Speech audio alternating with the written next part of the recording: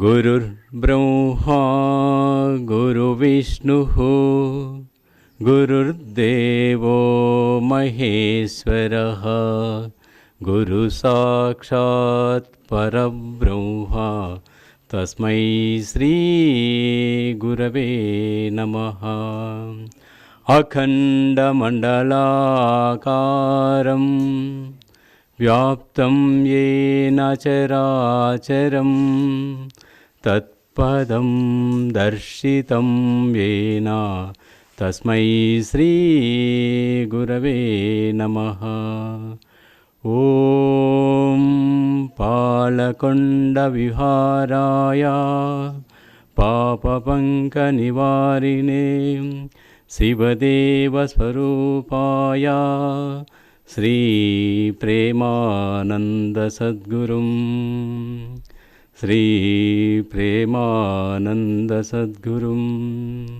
ॐ शान्ति शान्ति शान्तिः।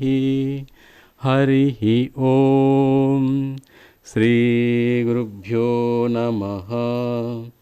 हरिः ॐ।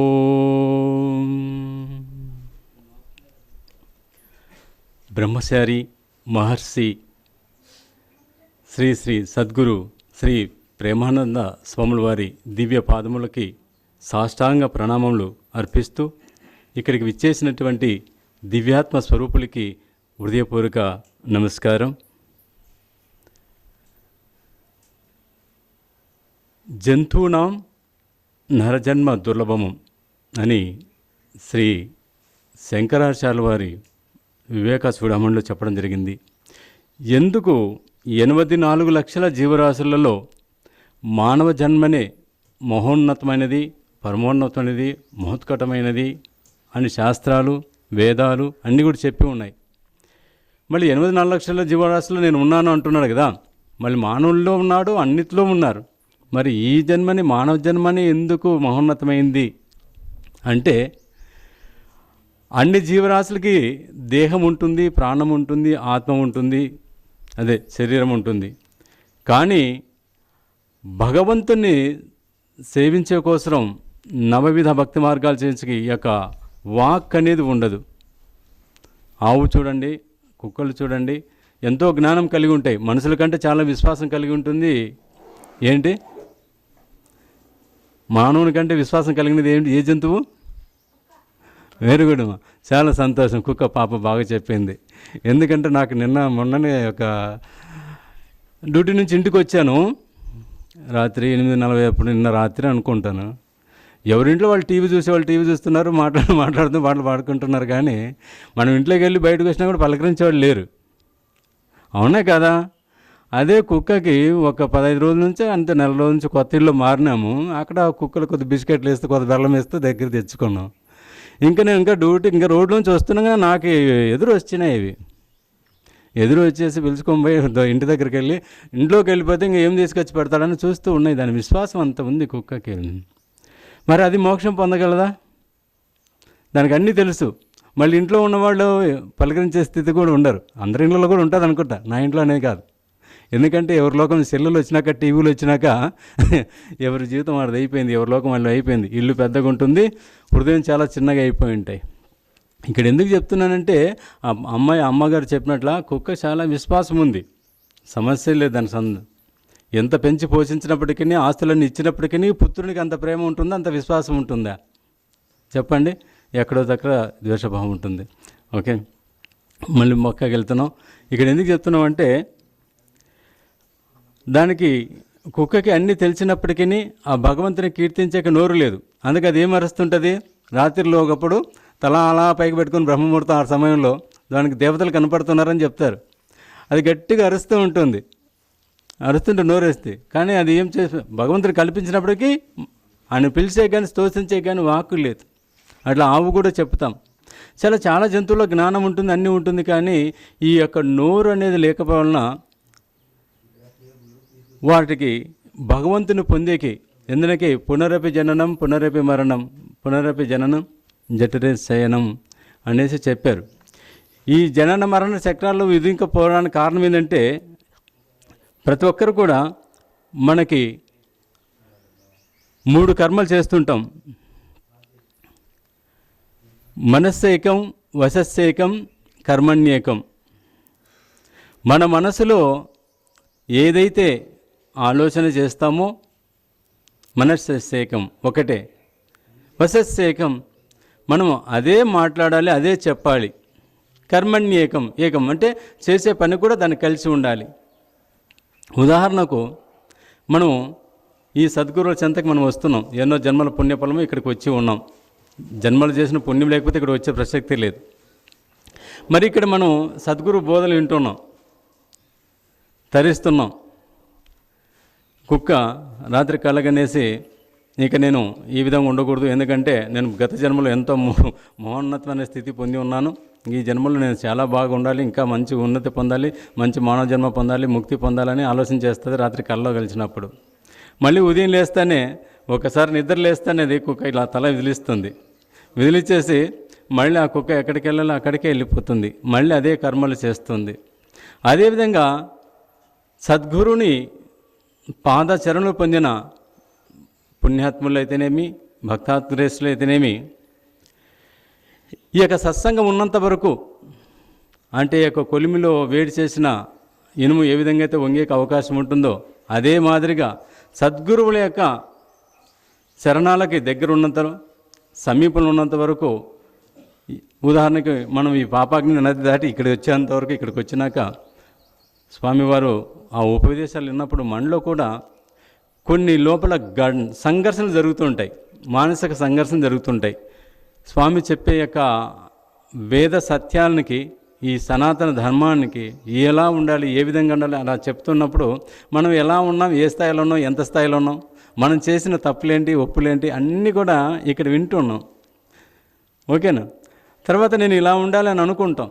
ఇక్కడ నుంచి కొద్ది దూరం వెళ్ళిపోయే తలకే ఈ నది దాటిపోయినాక ఒక ఆలోచన వస్తుంది, బస్సు ఎక్కినాక ఇంకొక ఆలోచన వస్తుంది, ఇంట్లో చేరాక ఇంకొక ఆలోచన వస్తుంది, ఇంట్లోకి వెళ్ళి కుటుంబంలో పడినాక అదే మళ్ళీ ఆడపడుచులు, తోబుట్టులు, తమ్ములు, మామూలు, మాయలు వాళ్ళు అక్కడ వచ్చేదలకే వాళ్ళు ఏదో కొన్ని మాటలు నేర్స్తుంటారు, కొన్ని సమస్యలు వస్తుంటాయి ఆ సైడ్ నుంచి.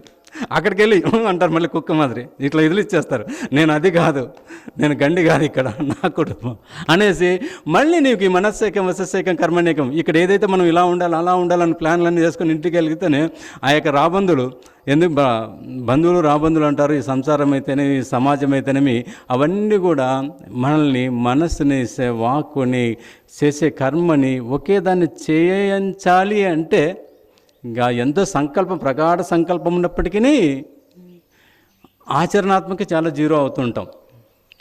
అందుకు మనకి మళ్ళీ జన్మం ఎత్తే కారణం ఏంటంటే ఈ కర్మఫలం. కర్మలు 3 రకాలు ఉన్నాయి కదా, ఆగామి కర్మలు, సంచిత కర్మలు, ప్రారంభ కర్మలు. ఇప్పుడు మనం చేసే పని, ఈరోజు మంచి అన్నదానం చేసాం, అక్కడ భోజనం తిన్నారు, వాళ్ళు తృప్తి పొందారు, వాళ్ళు కొద్దిగా ఆశీస్సులు ఇచ్చి ఉంటారు, వెంటనే మనకు కొద్దిగా పుణ్యఫలం కలుగుతుంది. అప్పటికప్పుడు ఇన్స్టంట్ ఫుడ్ వచ్చేసి ఆగామి కర్మలు తీసుకుంటాం మంచి పనులు చేసుకుంటే.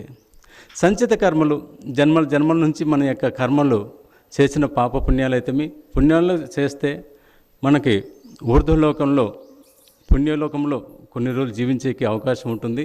అక్కడ మనం చేసిన పుణ్యం కరిగిపోతేనే మళ్ళీ తీసుకొని మళ్ళీ మానవ జన్మ తీసుకొని రావాల్సిందే. మళ్ళీ ఇక్కడ మనం చేసే అక్కడ సంచిత కర్మలకి, మళ్ళీ ఇప్పుడు ఆగామి కర్మలకి తోడైపోయి ప్రారంభ కర్మలు, మనం కొత్తగా చేసే కర్మలు ఎలా ఉండాలి, ఏ విధంగా ఉండాలి దాని గురించి చెప్పుకుందాం. ఎందుకంటే మన మనసులో ఏదైతే ఉందో అదే చేయాలి. ఆ మనసులో ఏదైతే సత్సంకల్పం మనకుందో, సపోజ్ నేను ఇక్కడ నుంచి మా ఇంటికి వెళ్ళాలి, మా స్వగ్రామం వెళ్ళాలి, మా ఇంటికి వెళ్ళాలి, అవునా లేదు, ఇది నా సంకల్పం. మధ్యలో ఎంతోమంది ఈ నది దాడితేనే అక్కడ అది కాదయ్యా, ఇక్కడ ఎలా వెళ్దాం, ఆడ ఇంకో చోట మంచిగా ఉంది, అక్కడ ఇంకో వేదం ఉంది, అలా ఉన్నారు, ఇలా ఉన్నారు, కొద్దిగా అక్కడ మనకు మాయగా లేదా మన కళ్ళకు మెరుముకోలు కొద్దిగా అక్కడ కొద్దిగా బలమైన ఆకర్షణలు ఉండేటి చెప్పవచ్చు. ఉదాహరణకి అక్కడికి వెళ్తేనే కొద్దిగా అలవాటు ఉన్న మనకి వ్యసనాలు ఒక్కొక్కరికి ఒక వ్యసనం ఉంటుంది, కొంతమంది సినిమా చూసే వ్యసనం ఉంటుంది, మందు తాగే వ్యసనం ఉంటుంది, అలా ఇలా కొద్దిగా వాళ్ళు మనకి తోడవుతుంటారు. లేదు ఇక్కడ రాని నన్ను అక్కడ తీసుకెళ్ళారు అనుకుందాం. నేను ఎంతవరకు వెళ్తాను, నేను ఇంటికి వెళ్తేనే కరెక్ట్. అలా కాకోకుండా అక్కడ ఎంతో మాయలు ఉన్నాయి, అక్కడ మంచిగా ఉన్నారు, అది స్వాములు కావచ్చు, ఆధ్యాత్మికం కావచ్చు, ఇంకోటి కావచ్చు. నన్ను అలా ఇలా తీసుకొని వెళ్ళిపోయాను అనుకో, నేను మా ఇంటికి అంటే ఇక్కడ పులివెందులు అనేది మనకి పడమరకు ప్రయాణం చేయాలి. నేను ఇక్కడ నుంచి దక్షిణానికి వెళ్ళిపోయాను అనుకున్నాం, ఇట్లా వెళ్ళిపోయి ఇక్కడ రాయచోటి వరకు వెళ్ళాను, అక్కడ నుంచి వెళ్ళిపోయేసి మళ్ళీ అక్కడ నుంచి మళ్ళీ అటు శ్రీశైలం తిరుపతి వరకు వెళ్ళాను. ఇట్లా ఒక్కొక్కరు ఒక విధంగా తీసుకొని వెళ్ళిపోయేతలకే నా గమ్యస్థానం సాయంత్రం కల్లా నేను ఇంటికి వెళ్ళకపోతే ఏమవుతుంది? మనం ఇంటికి ఎక్కడి నుంచి అయితే వచ్చామో అక్కడికి వెళ్ళాలి. ఉదాహరణ ఈ జన్మకి ఇప్పుడు ఇల్లు, మళ్ళీ ఈ ఆత్మకి ఇల్లు ఎక్కడ? ఆకాశం. మీరు కూడా చాలా చిన్నపిల్లలు బాగా చెప్తున్నారు. ఆకాశంలో ఎవరున్నారు? భగవంతుడు ఉన్నారు కదా. ఆత్మ నుంచి మనం వచ్చాం, మళ్ళీ ఆత్మలోకి కలవాలి అంటే ఈ యొక్క ప్రాపంచిక బంధాలు, ఈ ప్రాపంచిక యొక్క వ్యవహారాలు ఎలా ఉంటాయంటే మనల్ని మాయల చేత ఆవరించబడి, మాయ అంటే కుటుంబంలో చూసుకోండి, భార్య, భర్త, పిల్లలు, బంధువులు, కార్లు, గృహాలు, వాహనాలు, బంగారు, భవిష్యత్తు, బండ్లు, ఇవంతా కూడా మాయనే. అలానే నాకు ఇవన్నీ మాయ అని చెప్పి అన్నీ క్లోజ్ చేసేసి కూర్చున్నావా? కాదు కదా, నువ్వు సంసారివి కదా. కర్మ అంటకోకుండా అనుభవించాలి. అంతరంగంలో భగవంతుని ఉంచుకొని బాహ్యరంగంలో అన్ని కార్యక్రమాలు చేయాలి. బాహ్యరంగంలో బయటకు నువ్వు చేయాలి. తల్లి పాత్ర తల్లి చేయాలి, తండ్రి పాత్ర తండ్రి చేయాలి, కొడుకు పాత్ర కొడుకు చేయాలి, గృహస్థుడు, ఉద్యోగస్తుడు అన్ని ధర్మాలు కరెక్ట్గా చేసినప్పుడే ఆధ్యాత్మిక మార్గంలో మనం కరెక్ట్గా ప్రయాణం చేసే అవకాశం ఉంటుంది. ఆ రంగంలో ఏది సపోజ్ నేను ఉన్నాను, ఇక్కడికి రావాలి, ఇవన్నీ చేయాలంటే నాకు కుటుంబంలో మనం పంచభూతాల సాక్షిగా మనం పెళ్ళి స్త్రీ భార్యని అన్ని విధాలుగా ఆమెకు చూసుకోవాలి. పిల్లలుంటే పిల్లలకి చూసుకోవాలి. ఉద్యోగం కరెక్ట్గా చేయాలి. డ్యూటీలో తప్పు పని చేసి వచ్చి ఇక్కడికి వచ్చింటే నేను చెప్పగలను, రాత్రి డ్యూటీ నైట్ డ్యూటీ చేసి వచ్చాను, రాత్రి డ్యూటీలో నేనే దాన్ని తప్పు చేసింటే ఇక్కడ వచ్చి నేను సత్సంగం చెప్పేకి అవుతుందా? అది ఎప్పుడు బయటపడుతుందో ఏమవుతుందో అంటే మనం చేసే కార్యక్రమాలు, భౌతిక కార్యక్రమాలు, మన కుటుంబ కార్యక్రమాలు సత్యవంతంగా ఉండాలి. ఎప్పుడైతే సత్యవంతంగా ఉంటే కొద్దిగా ఇబ్బందులు కలగవచ్చు, కొద్దిగా కష్టాలు కలగవచ్చు, కొద్దిగా బాధలు కలగవచ్చు, అంతేగాని ఎప్పుడు కూడా నిటారుగా కూర్చోవచ్చు. ఏంటి జీవితంలో నిటారుగా ఉండవచ్చు. ఎప్పుడు చెప్పండి? మన పనులన్నీ కరెక్ట్గా సత్యవంతంగా చేసినప్పుడు మనం ఇదే ముక్తి లేక మోక్షం. ఏంటి మోక్షం అంటే మనం ఎక్కడికి వెళ్ళిపోయి జన్మలకి అంత అయిపోయి భగవంతులకి ఐక్యమే అక్కడ ఉండేసి మళ్ళీ అక్కడ అనుభవించి వస్తాం కాదు. ఈ జన్మలోనే మనము ముక్తి పొందాలి, ఈ జన్మలోనే మన స్వేచ్ఛను పొందాలి, ఈ జన్మలోనే ఆ భగవంతుని చూడాలి అన్నప్పుడు మన జీవితం సత్యవంతంగా ఉండాలి. అందుకే మనస్సేకం వసస్సేకం కర్మణ్యేకం అని మన పెద్దలు ఎందుకు చెప్పారంటే మనం చేసే ఆలోచన అంతా ఏంటంటే నేను ఇంటికి వెళ్ళాలనేది సంకల్పము, అదే నేను భగవంతుని చేరుకోవాలి అనేది మన మెయిన్ సంకల్పం. వసస్సేకం అంటే మనం చేసే వాకులన్నీ కూడా ఆ భగవంతు నామజపం చేసుకోవడం. మనకు ఎంత అవకాశం ఉంటే అంత నామజపం చేసుకుంటూ ఉండడం, మన పనులన్నీ చేసుకుంటూ అన్నీ వదిలేయకూడదు. ఎందుకంటే చాలామంది మేము చూస్తూ ఉంటాం, అది కళ్ళు తాగిన కోతి మాదిరి ఏదో మాలలు వేసేసుకొని కొద్ది రోజులు 40 రోజులు 80 రోజులు అలా ఉండిపోయేసి ఆ కొద్ది రోజులు పూజ చేసేసి మళ్ళీ తర్వాత మామూలుగా వెళ్ళిపోతుంటారు. అది కరెక్ట్ కాదు. ఎప్పుడు కూడా భగవంతు నామజపం చేసుకుంటూ భగవత్ కార్యక్రమాలు అంటే మనం చేసే పనులు, డ్యూటీ ఈజ్ గాడ్ అంటారు. అంటే మనం చేసే ఉదయం భగవంతుడితో సమానం. మన ఇంట్లో భార్య ఉన్నారు, కుటుంబాన్ని చక్కగా ఉన్నదానితో భోజనం వండి ఆ ఉన్న పిల్లలకైతేనేమి, భర్తకైతేనేమి, అత్తమామలకైతేనేమి వాళ్ళకి విధిగా ఆమె ధర్మం ఏంటంటే అందరికీ భోజనం చేసి వండి పెట్టడం చాలా, అంతే. కర్మ అంతే, ప్రత్యేకమేం లేదు. మనం చేసే పని కరెక్ట్గా చేసుకోవాలి.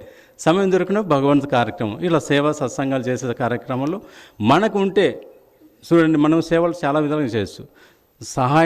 మాట సహాయం చేయొచ్చు, చేతులతో కర్మఫలం. నా దగ్గర డబ్బులు ఏం లేదు స్వామి అంటే మనం వచ్చి ఇట్లా సేవా కార్యక్రమం శారీరక శ్రమ చేయొచ్చు, సలహాలు చేయొచ్చు. మనకేందో 10 మంది తెలిసి ఉంటే 10 ఫోన్లు చేసి మనకు కావాల్సిన కార్యక్రమాలు ఆశ్రమానికి కానీ ఏ సత్కార్యక్రమానికి మనం సేవ చేసుకోవచ్చు. సో ఏదో విధంగా సమాజానికి సేవ చేయాలి. ఎందుకంటే ఈ శరీరం ఉండేదే సమాజానికి సేవ చేసే కోసం. శరీరం మీద మూలం ధర్మం. ఈ శరీరం అంతే తప్ప కేవలం మనం ఇందాక చెప్పాను కదా కుటుంబం అని, ఈ కుటుంబంలో మాయలు ఇరుక్కోకూడదు. కుటుంబం అనేది కేవలం నీ యొక్క డ్రామా అంటాం. రాత్రి డ్రామాలో ఏ విధంగా కృష్ణ పరమాత్ముడు ఇలా రామాయణం మహాభారతంలో పాత్రలు ఏ విధంగా వేసి మళ్ళీ పొద్దున్నే మళ్ళీ వాళ్ళ పొలం వాళ్ళు ఎలా వెళ్తారో ఆ విధంగా కుటుంబంలో ఆ ధర్మాలు చేసుకుంటూ భగవంతుని సేవా కార్యక్రమాలు, భగవంతునికి సంబంధించిన సేవ, మనకి ఏదో మాట సహాయం ఏదో ఒకటి సమాజానికి హితు. అంటే సమాజానికి నువ్వు మేలు చేయకపోయినా కీడు చేయొద్దని చెప్తుంటారు. అలా సమాజం నీ వంతుగా ఈరోజు నేను ఏం చేశాను, ఉదయం నుంచి రాత్రి వరకు ఏం చేశాను, చక్కగా భోజనం వండి పెట్టాను, మా పిల్లలు తిన్నారు, భర్త తిన్నారు, అందరూ తిన్నారు, మళ్ళీ సమాజానికి నేను ఏం చేసి పెట్టాను, అని రాత్రి మనం అనుకోవాలి. అంత ఇంట్లో సంపాదించి పెట్టాను, 50,000 జీతం వచ్చేసింది, నెలంతా అందులో 50,000 ఇంటికే ఖర్చు పెట్టాను, మళ్ళీ ఈ యొక్క సనాతన ధర్మానికి ఉద్ధరణ కోసం, నీ యొక్క ఆత్మ ముక్తి పొందే కోసం ఏం సహాయం సేవ చేసావు అనేది ప్రతిరోజు కూడా మనం ఏం చేసుకోవాలి, మననం చేసుకోవాలి సార్. ఇలా ఎప్పుడైతే భగవత్ చింతనతో భగవత్ కార్యక్రమం పాల్గొంటూ కర్మను అంటుకోకుండా జీవితాన్ని కొనసాగిస్తూ, కర్మ అంటుకోకుండా ఉండే ప్రసక్తే లేదు. కర్మలో మనం ఇరుక్కున్నంత వరకు కర్మ అంటుకొనే ఉంటుంది. కర్మఫలం కృష్ణ పరమాత్మ చెప్పినట్లు నువ్వు చేసే పని చెయ్యి, ఫలితం నాకు వదిలేయి అంటే ఏ బీపీలు లేవు, షుగర్లు లేవు సార్. కళాత్మక జీవన విధానం చాలా కొరబడుతుంది. ప్రతిదీ కూడా మనం అనుకున్నట్లనే ఉండాలనుకుంటారు. పిల్లలైతేనేమి, భర్తలైతేనేమి, భార్య అయితేనేమి, సమాజం అయితే అన్నీ నేను అనుకున్నట్లే ఉండాలి, అన్నీ నేను అనుకున్నట్లు ఉండాలంటే ఈ సమాజంలో ఏది ఉండే ప్రసక్తే లేదు. అది ఉండేది అది ఎలా ఉంటుందో అలా ఉంటుంది. నువ్వు స్వీకరించడం యోగం, తిరస్కరించడం రోగం. నీ సృష్టిని బట్టే దృష్టి ఉంటుంది, నీ దృష్టిని బట్టే సృష్టి ఉంటుంది, మనం చూసే విధానం బట్టే సమాజం ఉంటుంది. సో అదంతా మనకు మాయవద్దు. పరమ పూజ్య గురువులు శ్రీ ప్రేమానంద స్వామి వారు ఎన్నో దీప ఉపన్యాసాలు ఇచ్చి ఉన్నారు, ఇస్తూ ఉన్నారు. ప్రతిరోజు మనం నిద్ర లేకముందే తెల్లారి 2 గంటల నుంచి 3 గంటల నుంచి వీడియోస్ వస్తూనే ఉన్నాయి. జన్మ వృధా చేసుకోకుండా ఉపన్యాసాలు వింటూ ఈ యొక్క భౌతిక శరీరం నడిచినంత వరకు గురు చరణాలు, ఎందుకంటే ఎంతన్నా అక్కడ విన్నని వారానికో నెలకు ఒకసారి వచ్చి స్వామి దివ్య రూపం సందర్శించి ఇక్కడ అందరిని మళ్ళీ ఈ యొక్క బంధువులను కలుసుకొని ఒక సత్సంగము, స్వామి చెప్పే ఉపన్యాసాలు వింటూ మళ్ళీ బ్యాటరీ రీఛార్జ్ చేసుకొని, సెల్కి రీఛార్జ్ చేసుకొని మళ్ళీ వదిలేస్తే మళ్ళీ 4-5 గంటలు ఎలా మాట్లాడుకోగలమో అదేవిధంగా సత్సాంగత్యానికి వీలైనంత వరకు వస్తూ సద్మార్గంలో ప్రయాణిస్తూ ముక్తాత్ములు కావాలనేసి ఈ చక్కటి అవకాశం కల్పించినటువంటి శ్రీ శ్రీ ప్రేమానంద స్వామి వారి దివ్య పాదశ్రములకు మరొకసారి హృదయపూర్వక నమస్కారం అర్పిస్తూ ఓం హసతో మా సద్గమయ తమసో మా జ్యోతిర్గమయ మృత్యోర్మా అమృతంగమయ. ఓం శాంతి శాంతి శాంతి. సమస్తలోకా సుఖినో భవంతు, సమస్తలోకా సుఖినో భవంతు, సమస్తలోకా సుఖినో భవంతు. ఓం శాంతి శాంతి శాంతి. హరి ఓం. శ్రీ గురుభ్యో నమః. హరి ఓం. స్వస్తి.